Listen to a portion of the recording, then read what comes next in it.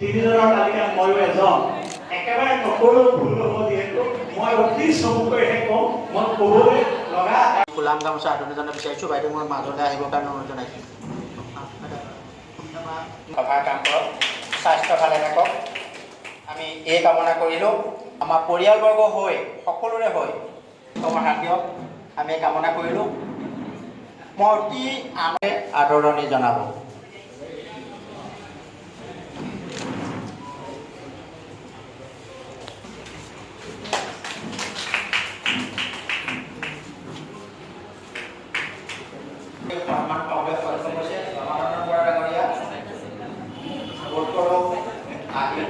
আমি পৰৱৰ্তী সময়ত আৰু এই পিছতে বাইদেউ 12খনকৈ গ্ৰন্থ লিখি শেহতীয়া সক্ষম হ'ল। আমি অভিনন্দন জনাইছোঁ আৰু বাইদেউ মোক সন্মুখলৈ আহিবৰ বাবে অনুৰোধ জনাইছোঁ। মন্দিৰ গৈছে বাইদেউ সম্পাদিকা মিতালী শইকীয়া। বাইদেউ আমি আনন্দিত যে বাইদেৱে পৰা নতুন নতুন সৃষ্টি হওক, আমাৰ অসমীয়া সাহিত্যৰ বা সমৃদ্ধ কৰক, এই কামনা আমি কৰিছোঁ। শেহতীয়াকৈ মোক জন্মমতে এলাৰ্জি, মই সাংকবদাকো নিমন্ত্ৰণ দিছিলোঁ, সাংকবদাকতো আহি পোৱা নাই। আমি পৰৱৰ্তী মাননীয় সভাপতি গোস্বামী মহোদয়ে পুষ্পক্ৰমে থাকিব পাৰি।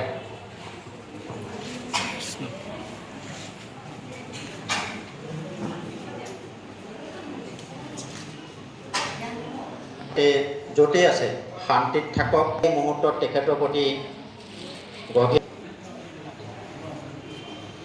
জিলা সাহিত্য সভাৰ প্ৰাক্তন সভাপতি মহোদয় আগবাঢ়ি গৈছে। আমাৰ অতি গৌৰৱৰ কথা, অসম কৃষি বিশ্ববিদ্যালয়ৰ বৰ্তমান পঞ্জীয়ক এসময়ৰ গ্ৰহণ কৰিবৰ কাৰণে আগবাঢ়ি গৈছে। আমি আমাৰ সভাৰ সকলোৰে হৈ আমাৰ উদ্যোধক ডক্টৰ মালিনী বাইদেউ,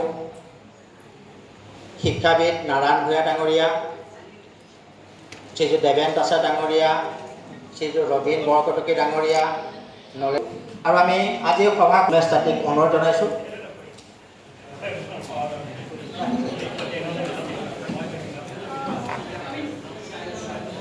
আমাৰ মহেন্দ্ৰনাথ হাজৰিকাদেৱক মই মঞ্চলৈ আহিবৰ বাবে অনুৰোধ জনাইছোঁ। মুখ্য অতিথি তথা আমাৰ সাহিত্য সভাৰ মাননীয় সভাপতি ডক্টৰ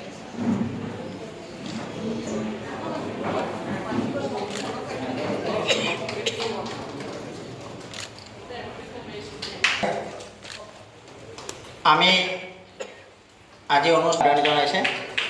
আমি মঞ্চত আসন গ্ৰহণ ডক্টৰ জিতেন হাজৰিকা মহোদয় আমি জনাইছোঁ, আৰু আমাৰ ঠিক সেইদৰে আমন্ত্ৰণ কৰি আনিছোঁ। আমাৰ দামোদৰ বৰ্মন ছাৰক আদৰণি জনোৱা হৈছে। আমি আজি অনুষ্ঠানটিলৈ বিশিষ্ট অতিথি হিচাপে আমন্ত্ৰণ জনাইছোঁ।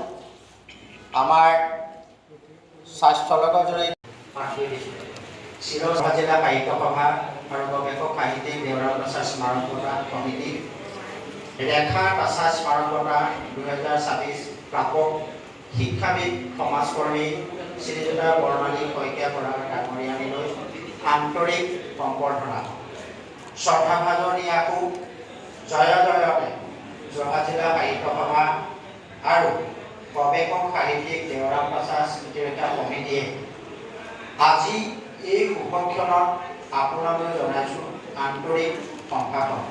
সেই কৰ্মযোগী, আপুনি এগৰাকী মেধাসম্পন্ন ছাত্ৰী হৈ অসম উচ্চতৰ মাধ্যমিক চূড়ান্ত পৰীক্ষাত অসমৰ ভিতৰতে ৫ম স্থান লাভ কৰি সকলোৰে প্ৰিয়ভাজন হৈ পৰে।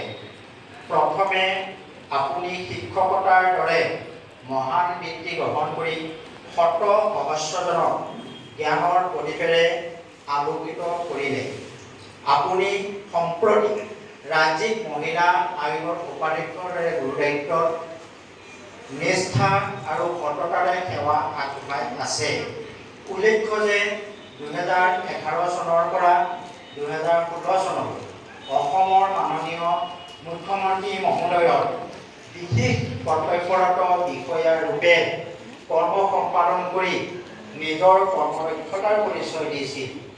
যোৰহাট প্ৰেছৰ স্বত্বাধিকাৰৰ দায়িত্বত থাকি আপুনি যোৰহাট তথা অসমৰ গ্ৰন্থ মুদ্ৰণ ক্ষেত্ৰত অনবদ্য নৱনিৰ্মিত ভৱনৰ অন্যতম কাণ্ডাৰী প্ৰয়াত দেৱকুমাৰ বৰাদেৱৰ সুযোগ্য সহধৰ্মিনী ৰূপে আপোনাৰ আছে এক সুকীয়া পৰিচয়। এই মহিয়সী যোৰহাট জিলা সাহিত্য সভা আৰু গৱেষক সাহিত্যিক দেওৰাম প্ৰসাদ স্মৃতিকা কমিটিয়ে আপোনাক ৰেখা প্ৰসাদ স্মাৰকতা 2026 প্ৰদান কৰিবলৈ পাই পৰম আহ্লাদিত হৈছোঁ আৰু আপুনি আমাৰ সন্মান গ্ৰহণ কৰি বাধিত কৰাৰ বাবে আপোনালৈ যাচিছোঁ আন্তৰিক ধন্যবাদ আৰু কৃতজ্ঞতা।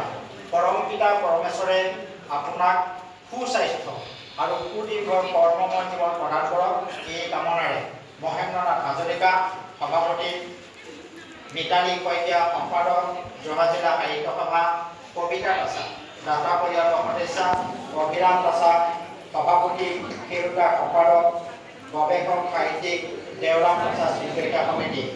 স্থান গান্ধী ৰাধাকান্ত পণ্ডিত ভৱন, তাৰিখ 1 শাওন 1433 ভাস্কৰাব্দ 18 জুলাই 2026।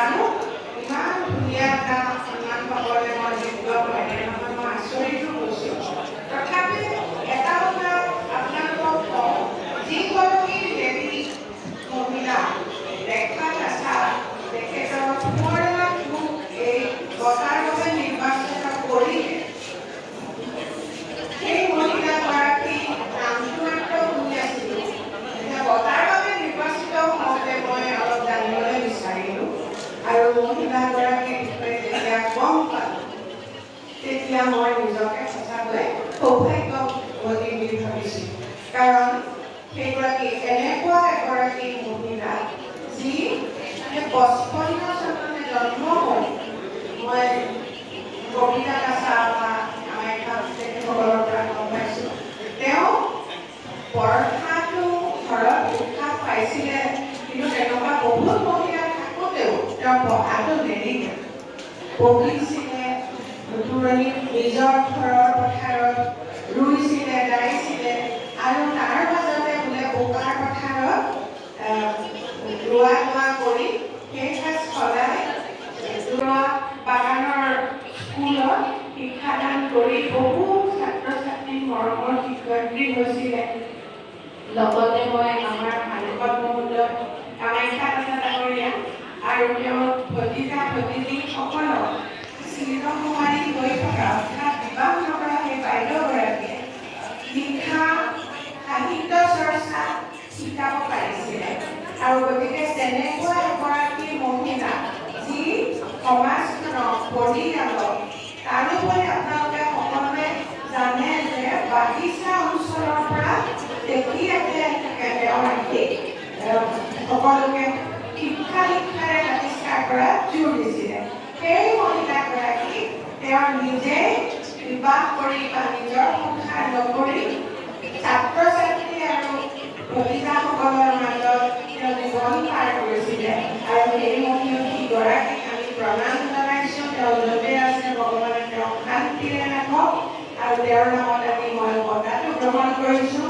আৰু এটা কথা মই যিহেতু উল্লেখ কৰিছে, মই অসম মহিলা আয়োগ, অসমত 8গৰাকী মহিলাই এই আয়োগত চৰকাৰে সুবিধা দিয়ে, তেওঁলোকে আমি কাম কৰি থাকোঁ। আমাৰ মূল কাম হ'ল মহিলাসকল যিসকল কামে আপদে বিপদত পৰে, তেওঁলোকক আমি কেনেকৈ সহায় কৰিব পাৰোঁ। আমি অকলে নহয়, আৰু গভৰ্ণমেণ্ট মেচিনাৰী আছে যেতিয়া সেইবিলাকৰ সহায় লৈ পুলিচ কাছাৰী নকৰাকৈ সংসাৰবোৰ কেনেকৈ সুন্দৰ হয়, এই ক্ষেত্ৰত গাৰ্হস্থ্য হিংসা, উৎপীড়ন বা পলাই যোৱা, খেদাই দিয়া ইত্যাদিৰ পৰা অসমৰ নাৰী কেনেকৈ সুৰক্ষিত হ'ব তাৰ কাৰণে আমি কাম কৰি থাকোঁ আৰু সেই কাম কৰি থাকোঁতে আমি কিছু এটা কথা আপোনালোকক জনাবলৈ আমি ভাল পাম যে মই 21 চনৰ পৰা জড়িত আছোঁ এইটো বস্তু আৰু যিটো ষ্টেটিষ্টিক্সৰ চাই গমে পাব আৰু চালেও গম পাব অসমৰ মহিলাৰ যিখিনি ৰঙা দাগ আছিল অসুবিধাজনক যিখিনি পেৰামিটাৰ্ছ আছিল সেইবিলাক লাহে লাহে লাহে কমি আহিছে অসমীয়া মহিলা জিলিকি আহিছে অসমীয়া মহিলা শিক্ষা দীক্ষা অৰ্থনৈতিক অৱস্থা কৰ্মস্পৃহা আন নালাগে তেওঁলোকে ইণ্টাৰনেটত নিজৰ বহুত চাৰ্চ কৰা সেইবিলাকলৈকে ভাল ভাল কথা পঢ়া সন্তানক গুৰুত্ব দি পেলাই শিক্ষা দীক্ষাই কৰি অহা গুৰুত্ব দি ওপৰলৈ আহি আছে কিন্তু এতিয়াতো যদি কিছু ক্ষেত্ৰত অঞ্চল ভিত্তিক আৰু জাতিগতভাৱে চোৱা যায় চাহ বাগিচা অঞ্চলত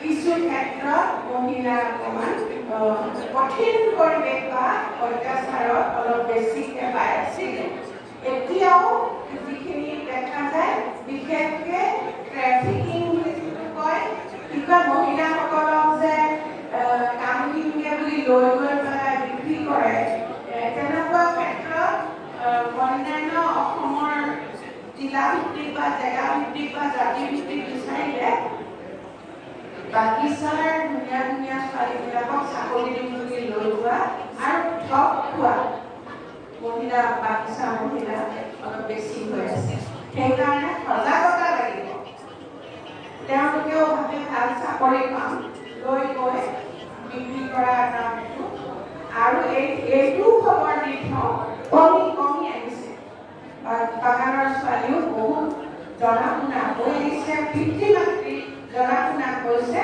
আৰু আপোনালোককো আজি এই যিসকল ব্যক্তি তেখেতসকলৰ দেউলাম কাছা ইংলেশ্বৰ কাছা ৰেখা কাছা তেতিয়াই তেওঁলোক অসমীয়া জাতিৰ কাৰণে অসমীয়া সাহিত্যৰ কাৰণে যুঁজ দিয়া মানুহ আছিল এতিয়াৰখিনিয়ে আৰু পাৰক সা সুবিধা আৰু বাঢ়িলে সমাজত আৰু মানে সমালোচনা কৰা বহিবলৈ লৈছে মানে আহা এইবোৰ পৰিৱেশ নাই বহুত ভাল হৈ আহিছে আমি প্ৰাৰ্থনা কৰোঁ সহায় বিচাৰোঁ সকলো অঞ্চল পাহাৰ ভৈয়াম বাগান অঞ্চল অন্যান্য নদীপৰীয়া অঞ্চল জাতি জনজাতি অসমীয়া চিৰচেৰী হিন্দু ভাষাজনী বা অসমীয়া সেই অসমীয়াসকলৰ মাজত আৰ্থিক সামাজিক ধৰ্ম অৰ্থ ৰাজনৈতিক